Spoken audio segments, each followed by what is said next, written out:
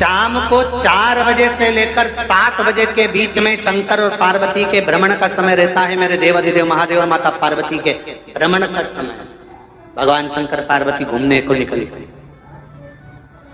इसलिए हमारा सनातन धर्म कहता है शाम के समय पर माताओं को झाड़ू नहीं लगाना चाहिए, शाम के समय पर माताओं को चूड़ी बिछिया नहीं बदलना चाहिए, शाम के समय पर माताओं को मांग में सिंदूरा नहीं भरना चाहिए, शाम के समय पर माताओं को बाल नहीं बांधना चाहिए, शाम के समय पर माताओं को चौखट पर नहीं बैठना चाहिए। उसका कारण क्या है? क्योंकि पार्वती जी ने भगवान भोलेनाथ जी से कहा था कि तुम मुझे रोज शाम के समय प्रदोष काल में भ्रमण के लिए लेकर जाते हो, मेरे लिए आज्ञा क्या है? शंकर भगवान ने कहा सुनो पार्वती, मंदिर के अंदर नंदी रहता है, जाने वाला यात्री जब मंदिर में मेरा दर्शन करने आता है तो नंदी के कानों में कहकर जाता है कि शिव जी को मेरे यहाँ लेकर आना।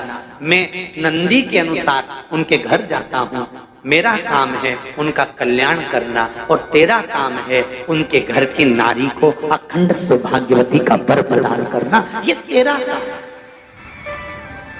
तब पार्वती माता ने कहा अखंड सौभाग्यवती होने का वर मैं तो दे दूंगी, पर उस समय पर माताएं चूड़ी बदल रही होगी, हाथ से चूड़ी निकाल रही होगी तो मैं वर कैसे दे सकती हूँ? मांग भर रही होगी तो मैं वर कैसे दे सकती हूँ? उस समय पर चूड़ी बिछिया बदला जा रहा होगा तो मैं वर कैसे दे सकती हूँ? उस समय पर झाड़ू लग रही होगी तो मैं लक्ष्मी को वहां कैसे भेज सकती हूँ? आप बताओ। तो शंकर भगवान ने कहा प्रदोष का समय एक ऐसा समय होता है, शाम का समय ऐसा होता है जिस समय पर केवल शंकर और पार्वती की आराधना का समय होता है। हम तो कई लोगों से कहते हैं अगर आपके यहाँ संपदा नहीं आ रही है, बहुत मेहनत कर रहे हो, फल नहीं मिल रहा, कहीं नौकरी, कहीं सर्विस या कहीं व्यापार या व्यवसाय में कहीं तकलीफ आ रही है, हम सबसे कहते हैं शाम का समय पकड़ लो, शंकर जी के मंदिर में दिया लगाना प्रारंभ कर दो। शिव मंदिर में अगर दिया नहीं लगा रहे हो तो बेलपत्री के पेड़ के नीचे दिया लगा। बेलपत्री और शंकर जी के मंदिर में दिया नहीं लगा रहा तो शंकर जी के मंदिर के बाहर चौखट पर दिया लगा।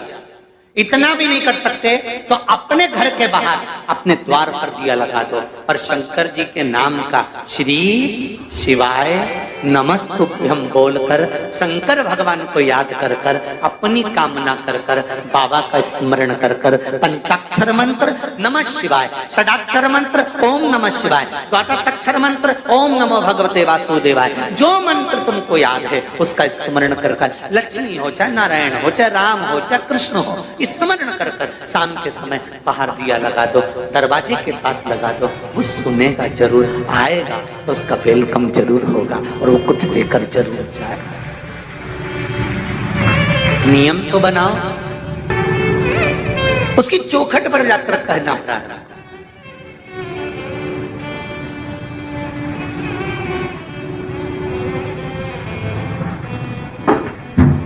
बृहस्पति महाराज ने कहा कि शाम का समय जो प्रदोष का समय होता है उस समय पर इंद्रदेव तुम शंकर जी की आराधना करो। शिव आराधना से शंकर जी जो मार्ग प्रशस्त करेंगे, शिव आराधना से जो शंकर जी कहेंगे वो तुम करना। ठीक है, आराधना करी बाबा भोलेनाथ जी।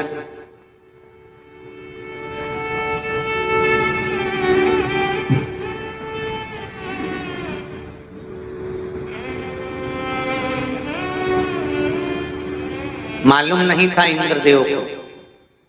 बृहस्पति महाराज ने प्रदोष की महत्वता समझाई तो प्रदोष का समय जानकर शंकर जी पर 7 बेलपत्र प्रदोष के दिन इंद्र ने समर्पित कर दी बिना सोचे। कितनी बेलपत्र?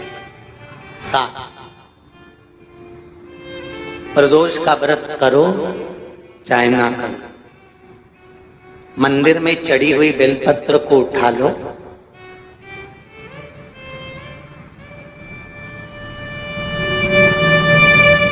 बेलपत्र का ब्रह्म कमल बना लो,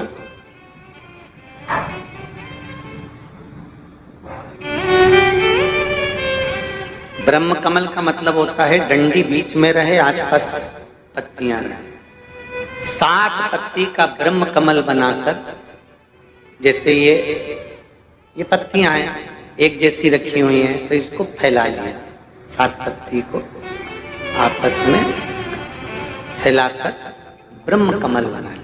प्रदोष का व्रत करें ना करें, जरूरी नहीं है कि वृक्ष से ही पत्ती लेकर आओगे तो ही शंकर जी को चढ़ाओगे। शिव जी पे से चढ़ी हुई उठाकर धोकर ब्रह्म कमल बनाकर बाबा से विनय कर कर, हे प्रभु आज मैं इस काम के लिए जा रहा हूं, बाबा मेरा यह कार्य है, बोलकर श्री शिवाय नमस्तुभ्यम बोलकर शिवलिंग पर समर्पित कर दो।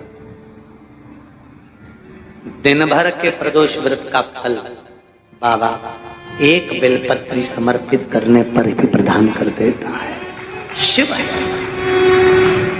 प्रदोष व्रत कर रहे हो उससे बढ़कर कोई प्रसन्नता नहीं, पर नहीं कर रहे तो प्रदोष के दिन या 12 महीने शिवरात्रि आती है। अगर आपको ये वीडियो पसंद आई है तो आप वीडियो को लाइक जरूर कर दें, चैनल को सब्सक्राइब करके जरूर रख लें।